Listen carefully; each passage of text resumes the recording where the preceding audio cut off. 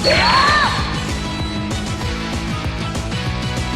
what is up? This is SLOplays, and guys, we have a ton of Dragon Ball news and information that I wanted to discuss over the Japan Expo that happened in France over this entire weekend. I'm not sure if there's going to be more to be revealed. We'll definitely see. I've been following Vaughn, who has been kind of following us up on everything that has kind of went down with the Toriyama and Toyotaro little like conference thing that they had. It was like a panel and everything. There was a lot of information that was given. Now keep in mind, if you're here for whatever reason in terms of the anime returning or the manga coming back, again, there still has not been any official confirmation of when or if that's going to happen. We do have information and follow-ups specifically from Toyotaro himself in terms of like interviews and stuff that I wanted to go over, and he does kind of discuss the future of it, but again, it's all still very uncertain. We have no idea what is going to happen with the direction of Dragon Ball moving forward. But other than that, we do have some Daima stuff from Anime AJ, so shout outs to him for that. And a little bit of information on this like commercial that happened it had like Bulma involved in it. It looks really nice. I just wanted to show it too because there's some images and stuff. But let's go over the big information again from Vaughn. Go give her a follow. She has been really, really hard at work just providing a lot of information from the actual panel itself. So this is kind of, you know, the main stuff that I'm going to go over first, and then we'll get into like the fun little extra stuff after. So they said, okay, adding one more for those of you wanting info about whether Toyotaro could continue the story without Toriyama, in reference to Dragon Ball Super, credited as writer/author. The answer is yes, but since the beginning, he'd write the story and then send it to Toriyama for approval. Toriyama also sent him his own stories, and Toyotaro would interpret them and send them back for approval. So it wasn't just, you know, one person doing this. They worked together on this, which should be obvious, right? But this is like official, like direct statements from, you know, them as you know, Toyotaro and probably Toriyama, who was there, right? As such, as part author, he said continuing without Toriyama Sensei would be not easy, but not impossible. But he does not decide. He said, ask Shueisha/Toei/ the company in charge of the Toriyama estate. That's what the kanji is there. There was a question about the future and direction of the franchise as a whole, and the answer was, why ask us? As I've stated before, Nakatsuru is a character designer, animator, and freelancer. Toriyama doesn't even work for Shueisha anymore, and Toyotaro doesn't hold the rights. As such, asking them about things where they have literally no agency or control over is useless. I don't know, you should ask Shueisha.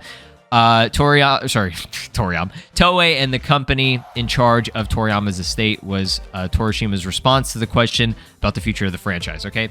So, yeah, I mean, it's everything that we expected. The reason why Dragon Ball is not moving forward in terms of Super, okay, and the manga and stuff is all because of fucking Shueisha, right? Like, it's just what it is. Like, it's all on Shueisha, mainly Shueisha, okay?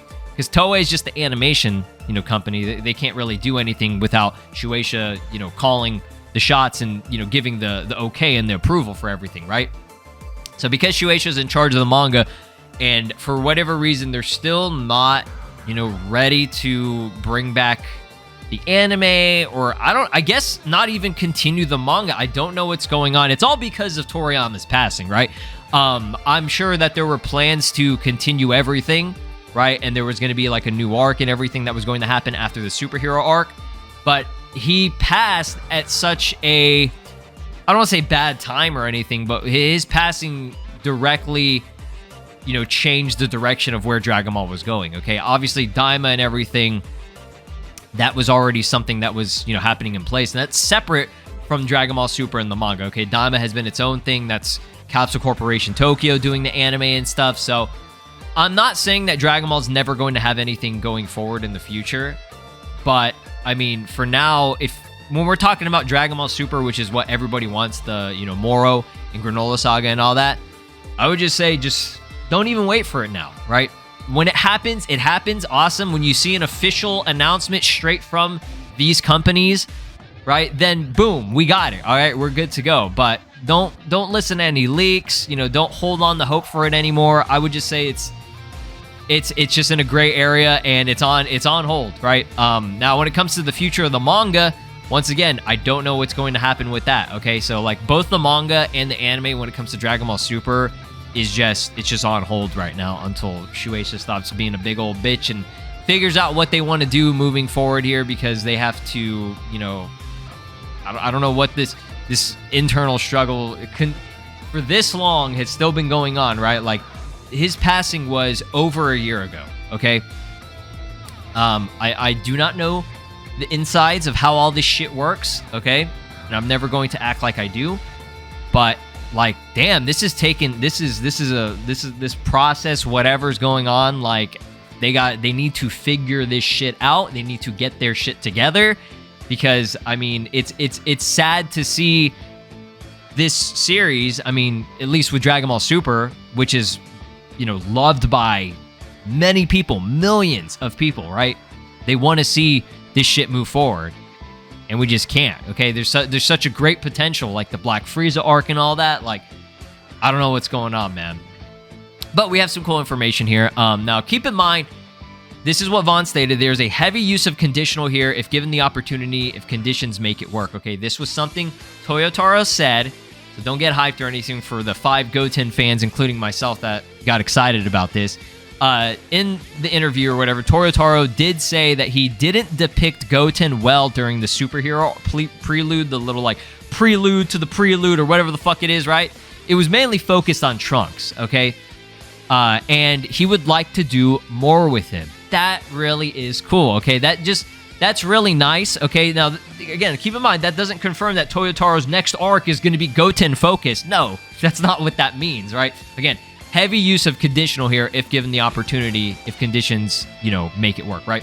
Obviously, with storytelling and everything, you know, Toyotaro, he does want to make a good story, all right? So, even if it's not like, this isn't confirmed Goten's gonna get some like new fucking form or any of that shit or anything crazy, but it just goes to show that Toyotaro is thinking about Goten, okay? He hasn't forgot about your boy, right? And Goten, I feel like, is such an underutilized character in the series, okay? Trunks, he's had, you know, more significant moments than Goten, okay? Goten's most significant moments in the series were mainly from the movies, right? Obviously, you know, his fusion with Trunks and the Gotenk stuff is very important, right? And he's the youngest Super Saiyan still to ever have, you know, lived, as far as I know, right? Yeah. I don't think there's been a younger Super Saiyan than Goten. I think he's still been the youngest, right? Yeah, the movies, right? Not father, but the family Kamehameha, right? Big moment in the Broly movie. And he was kind of like, I would say he was a big focus in the Bio Broly movie as well. But that's like, those are the only 2 movies where it was really, he really had airtime, which is kind of sucks because it's like, not that they're like, I'm not trying to say like non-canon or anything, but I'm just saying like those aren't even part of like the main series. You know what I'm saying? So it's like, that's kind of sad that Goten still hasn't had his like moment yet for the most part. So I think it would be nice if in the future we do see Goten get something cool. Again, I'm not saying a new transformation, as much as I would love that. That would be awesome.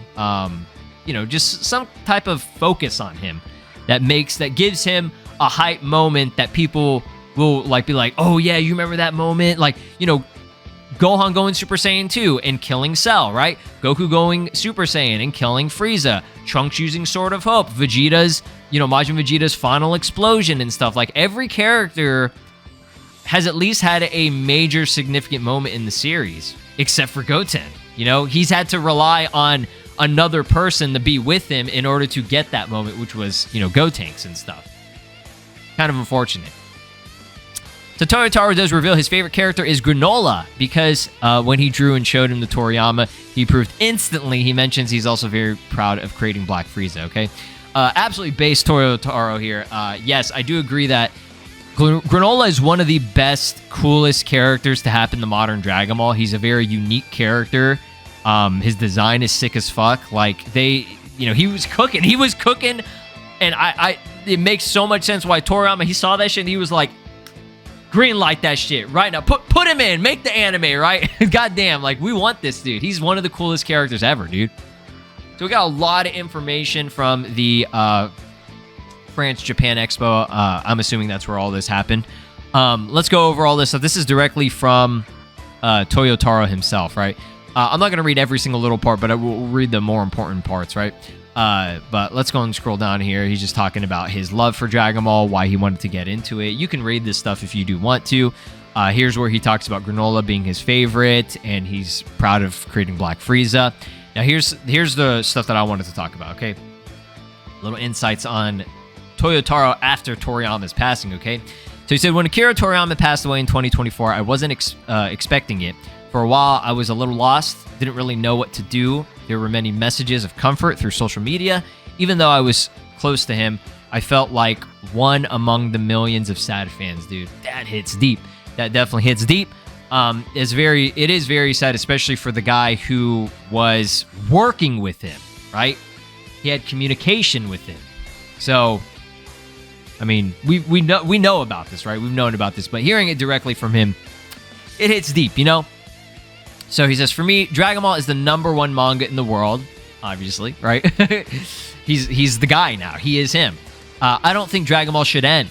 I'm not alone in working on it. It's the strength of fans around the world that allows this work to continue. As a manga artist, what I would like in the future is to continue evolving and always improve, to have multiple approaches to create funnier manga, to improve my drawing and storytelling skills. That's my goal.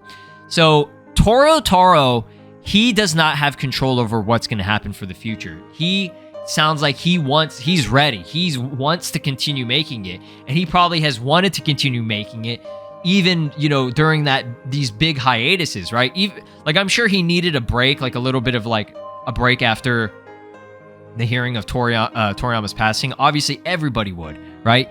If you've been working on the manga and series and everything like that, it's only the right move and the appropriate thing to do is to not, you know, continue working on it for a while.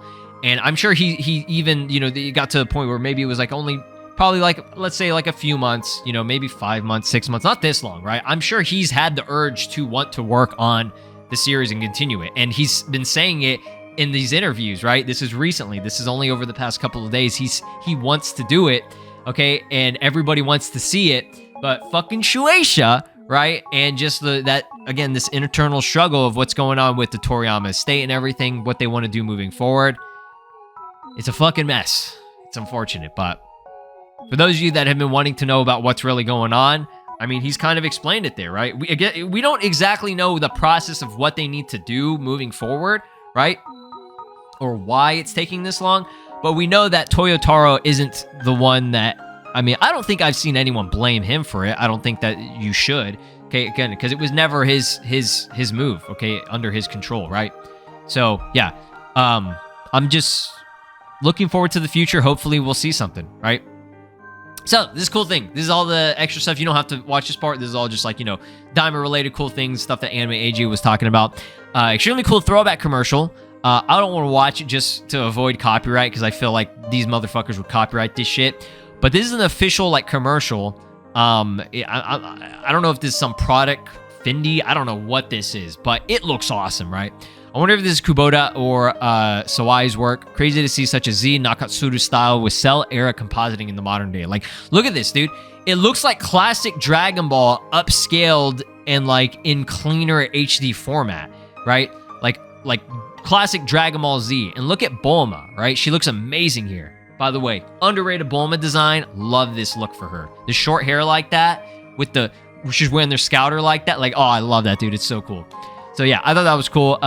Dragon Ball Z, Bulma featured in TV commercial. The people who create make the world interesting broadcast. Whatever, I don't fucking know. All this shit, dude. Here we got some more. It's just all focusing on Bulma, and these are like scenes from like the anime. So it just like looks really nice. Yeah, I don't know what the fuck Fendi is. Some product or company. I don't know, bro. But who cares? This shit is gas. Some more stuff from Anime AJ here. My Dragon Ball Daima Blu-ray arrived today. In the booklet is Akira Toriyama's artwork that inspired the Super Saiyan 3 shirt removal scene. Yoku liked it so much that he insisted it to be added in that moment. So this is one of Toriyama's last official artworks. One of his official drawings. The last thing that we, you know, one of them. I don't know how many other ones are out there, but it looks so clean, dude. Just like the way Toriyama's like modern art is so nice, and something interesting is that there is his top portion of his gi, the shirt, it's a different shade of orange. It's more of like a yellow. And that was also, I believe, I think he replied to it. There was a reply talking about like his, let me see here. There was a reply somewhere. I can't find it. Okay. One of the early Dragon Ball Daima trailers did have Goku Mini, and he did have this shirt that was this color. He had like two different shades of like a yellow shirt, but he has like orange pants. So that was, I guess, the initial design. I'm not sure why. Not saying it looks bad or anything, but it's just a weird choice. Like, why have a different shade or like a yellow shirt? Which, I mean, that, you know, that's, I think End of Z, I think, had something like that. Where it was like a green pants and like a blue shirt or whatever, like a light blue shirt. And then like the manga colors were different. I'm not sure what the reason for that was, but yeah, that's pretty cool. I like that, you know, that's a little thing.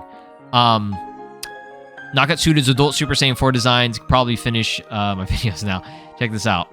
So we have the official designs for... this is straight from Nakatsuda, right? In the Daima Blu-ray. Just concept arts and everything. They look so clean. You can see he's got the big monkey arms there. It's just nice seeing official designs and artwork, right? Some more of Akira Toriyama's designs for Daima. Here they are. These are just pictures. I mean, these are all the stuff from the anime. Here, look. There's the Goku right there. You see, the initial look for Goku was going to have two different colors. Very weird. I don't know.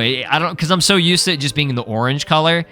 I think it would have been good if it was the yellow and blue, which it is kind of yellow in Daima, but it's more orange depending on, you know, some of the lighting and shit. But yeah, there's some more Toriyama designs, and then that's cool. Nakatsuda concepted the opening. You can see some artwork there, which this art looks incredible. Nakatsuda, absolute go. But there you have it, my friends. There you have it. Lots of information. I think all this stuff is interesting as fuck. It's good to see Toyotaro just talk and hear him discuss this type of stuff. You know, it's really, really cool. So thanks for watching. Drop a like, subscribe here on the channel, ring my notification bell. Let me know what you think we'll see moving forward for Dragon Ball. And I'll see you guys next time. Peace. This is Broly, and you are watching SLOplays. Make sure to subscribe, or else I'll destroy your entire planet.